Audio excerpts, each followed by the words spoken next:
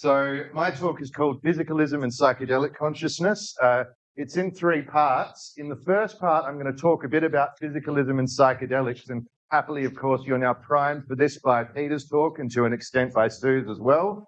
And so I'm going to talk about why there is this seeming tension between physicalism and the psychedelic experience, in case that's not obvious to any of you.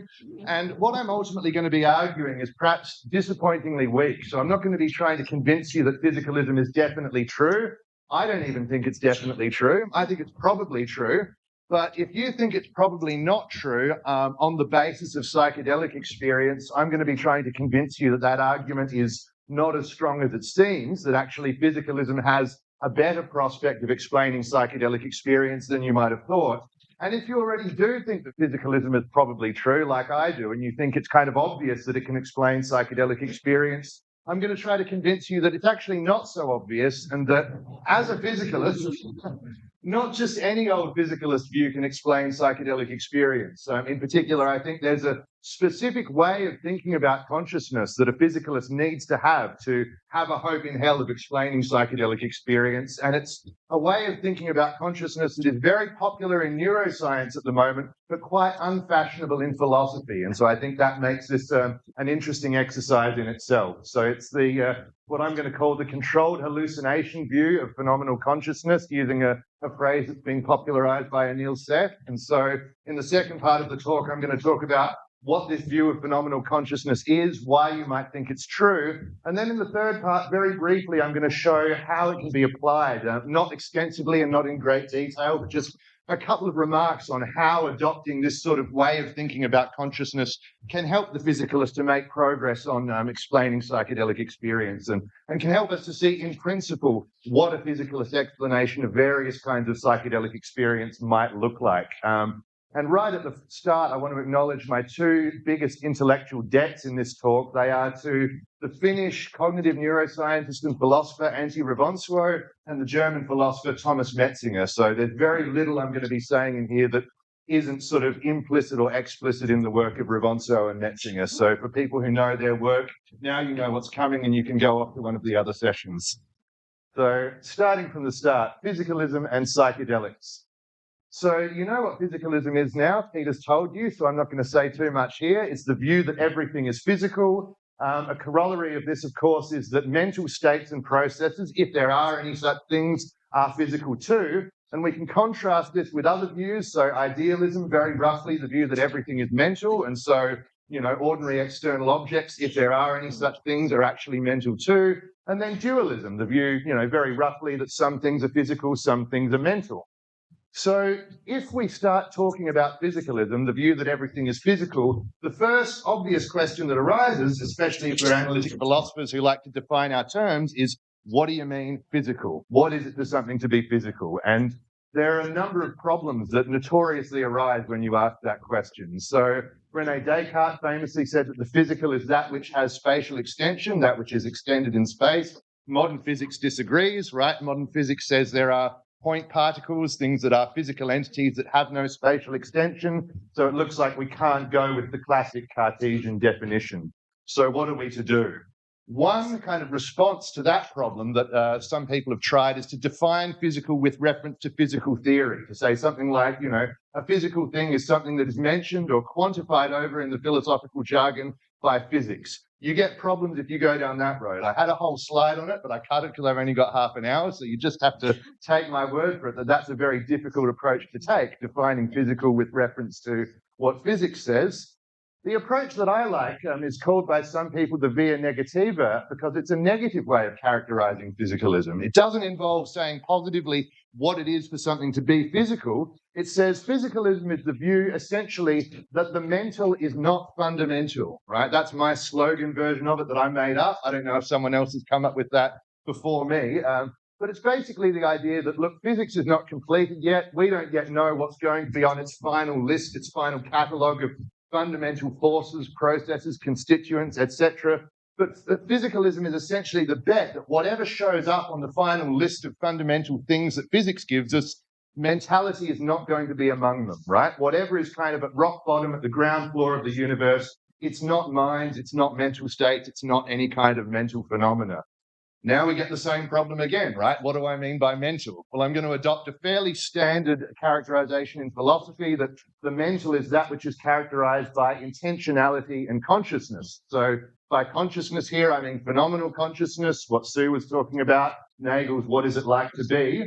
And by intentionality, I don't mean anything to do with intentions, but I mean representation or aboutness, right? So our mental states not only feel like something, at least some of them do, they have this phenomenal consciousness, but also they are about things. You know, we think about things. Our perceptions are perceptions of things. So mental states characteristically have this sort of directedness towards an object. And so I take these two things, intentionality and consciousness, to be kind of definitive of the mental. And so physicalism is the bet, essentially, that these two things are not on the ground floor of reality. They emerge in some innocent sense of that term. So mental states and processes and so on, if such things exist, really are nothing other than complex arrangements of non-mental processes and constituents. In the same way that modern biology tells us that life and various processes of life, you know, reproduction, homeostasis, and so on, are just complex arrangements of ultimately non-living constituents. So life is built up out of the non-living. Life is not something that is there at the fundamental ground floor level of reality. Physicalism is the bet that the same is true of mind, intentionality and consciousness. Intentionality and consciousness develop, they emerge, they are built up out of complex arrangements of non-intentional, non-conscious things. So this sort of view of the world is in obvious tension with a lot of psychedelic experiences, especially high-dose experiences. People encounter things, people have experiences that purport to be of realities that are inconsistent with the truth of physicalism. Some of the most obvious are experiences of, or experiences as of, to use the careful philosophical locution, a cosmic consciousness or universal mind, some kind of ground of being that possesses consciousness or intentionality or something like this, and then experiences as of a realm of spirits or discarnate entities. And so if physicalism, as I've characterized it, is true, there are no such things, right? There are no cosmic consciousnesses, universal minds, disembodied spirits or discarnate entities. And so a lot of people who undergo these experiences for exactly this reason reject physicalism and turn to one of the other kinds of metaphysical views that Peter talked about. And so while it's not always said explicitly, I think very often part of the reasoning is, look, physicalism couldn't possibly explain these experiences. There's no way an adequate, complete explanation of the psychedelic-induced experience of cosmic consciousness or discarnate entities or whatever can be given in purely physicalist terms. And so that's the intuition that I'm going to try and dislodge. And I certainly don't think I can demonstrate it convincingly in this half-hour talk, but I'm going to try and put some pressure on the idea that these sorts of experiences couldn't possibly be explained by physicalist theories. So that brings me to the second part in this controlled hallucination view of phenomenal consciousness.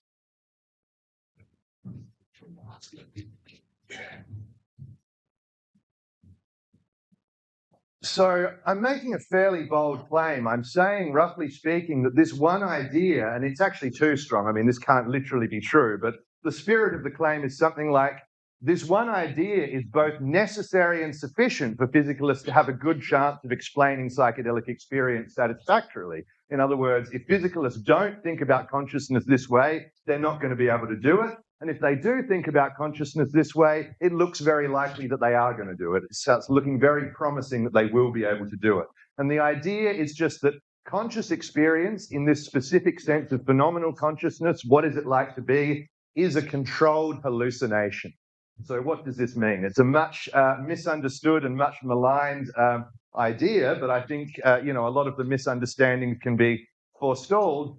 So the way to get the sense of it is to think about an ordinary dream you might have when you're asleep at night, right?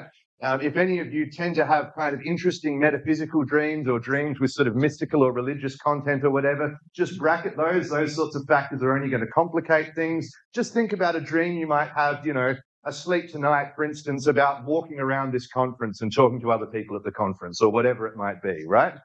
So a very natural way, whether or not you ultimately think it's true, a very natural way to think of what's going on as you lie there motionless in bed with your eyes shut is that your brain is generating a realistic, immersive simulation of a world, right? For you, in the dream, unless it's a lucid dream and you know you're dreaming, you take yourself to just be in an objective external world, right? You experience yourself as having a body located in space and time, moving through space and time, encountering other objects, entities, beings external to yourself. But most of us would think that's not really what's going on at all, right? Objectively, we can see your body's just lying there in bed, you're not moving, your eyes are shut, you're not going around encountering these other conference delegates and going through these rooms and halls and so on. So the experience you're having is some kind of, loosely speaking, hallucination. It's some kind of model or simulation of being in a world and having these events occur when the events are not in fact occurring. And so very simply, we say it's all in your head, right? This immersive, realistic, convincing, subjective experience as of walking through the world, seeing things, talking to people, whatever, is a simulation being created in your brain. It's really all in your head. Now, as I said, whether or not you sort of agree that that's the right characterization, that's a very natural way that most of us, without having to be kind of coached on it, think about what's happening when you have these ordinary, mundane dreams. Well, the controlled hallucination view, which kind of comes out of a lot of current work in neuroscience, especially the predictive processing paradigm that Sue talked about, a lot of current work in neuroscience says that conscious experience in ordinary waking life is fundamentally the same, right? Just in the way that I've just characterized your dream experience, it is an immersive, realistic, virtual reality simulation of being a body in a world, moving through the world, encountering things and people that is in fact occurring entirely within the brain, right? The difference, and this is where the controlled bit comes in, is that in ordinary waking life, now I want to stress, this is a realist view, right? This view is realist about the external world. According to people who believe the controlled hallucination view, you really do have a body. It really is located in space and time, and there really are tables and chairs and trees and other people outside of you. It's just that your experiences of these things, however much they might feel like a direct encounter with the thing itself, for the philosophers in the room, there are obvious Kantian flavors here and Kantian roots of these ideas.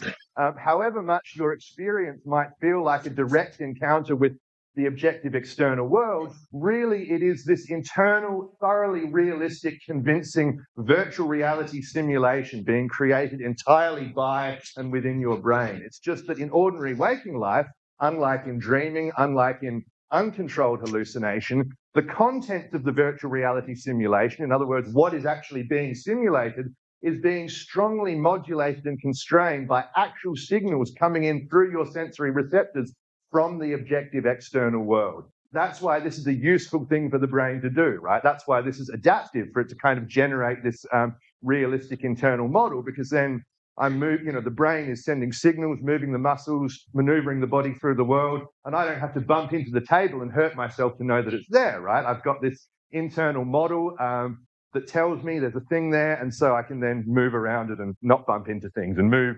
towards kind of food and mates and move away from predators and dangers and things like that. So in philosophy, this kind of view has a long history. It's been known as indirect realism or representational or representative realism.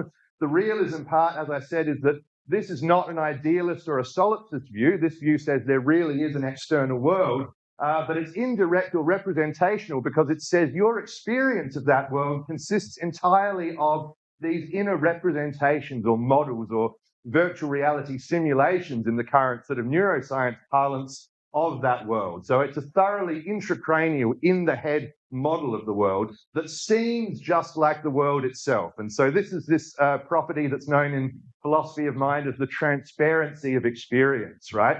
It doesn't seem to you in your ordinary conscious experience as though you're encountering representations or models of the world. It's as though you just look through those representations to the things thereof, to the represented objects themselves. But according to this view, that phenomenology of transparency is profoundly misleading. What you encounter invariably in your conscious experience of the world is this sort of internal model, internal simulation or representation of the world. So why would you believe this, right? Why would you think that this is the correct way to think about phenomenal consciousness? I should stress, by the way, because Sue put up that list of theories of phenomenal consciousness, this is not a theory of phenomenal consciousness. This is not something that purports to explain why mental states are like something. This is actually a particular way of characterizing the thing we're trying to explain. And it diverges from illusionism. This is a different view from the illusionist view. It's a view that most illusionists would see as kind of problematically Cartesian, I think, because it says actually we're getting a lot of the facts about conscious experience right. You know, our ordinary way of thinking of it really is on the money in some respects, but this is a particular way of characterizing what it is that these theories of consciousness have to explain, characterizing the explanandum in the terminology from philosophy of science. And reasons to think this is the correct way, well, one is just the fact that we know the brain can do this because we dream, right?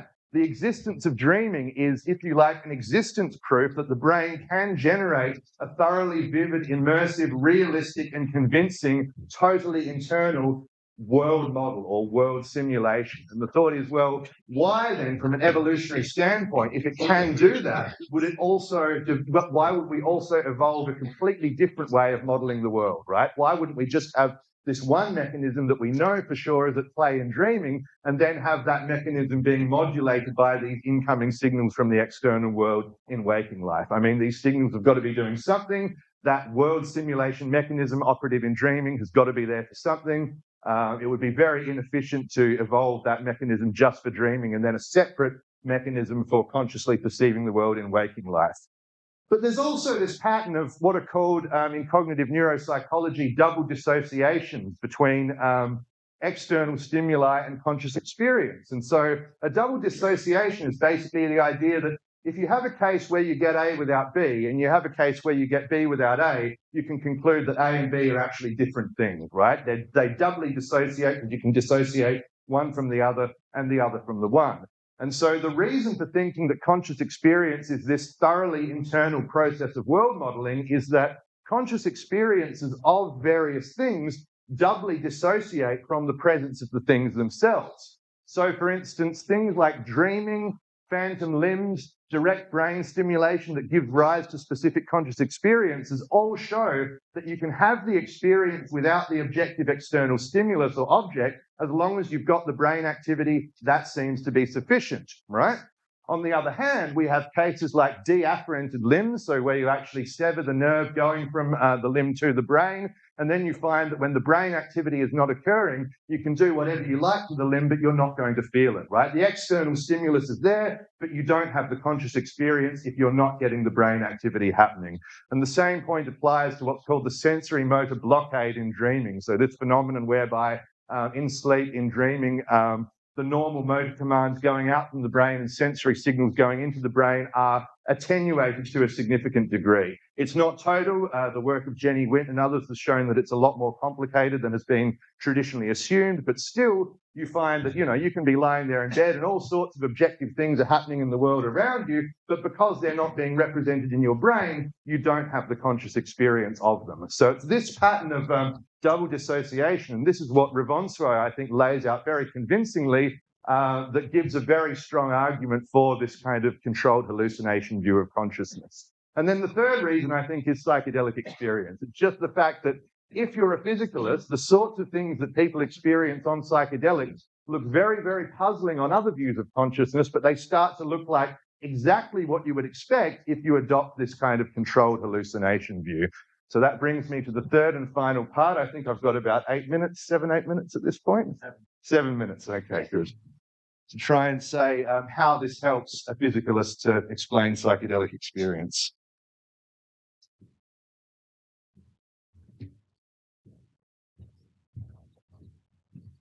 So there are various other physicalist views of consciousness, right? I'm going to ignore illusionism for now. I don't quite know what to say about illusionism. But there are other physicalist views of consciousness that say, look, phenomenal consciousness, conscious experience, is not something that happens solely within the brain, right? These are physicalist views. They don't think there's anything non-physical going on, but they think conscious experience itself is partly constituted by parts of the body beyond the brain. So these are sort of radical forms of what's called embodied cognition. Enactivism is a view that says conscious experience is partly constituted not just by brain activity itself, but also by the actions of the organism in the world and the couplings between the organism and its environment.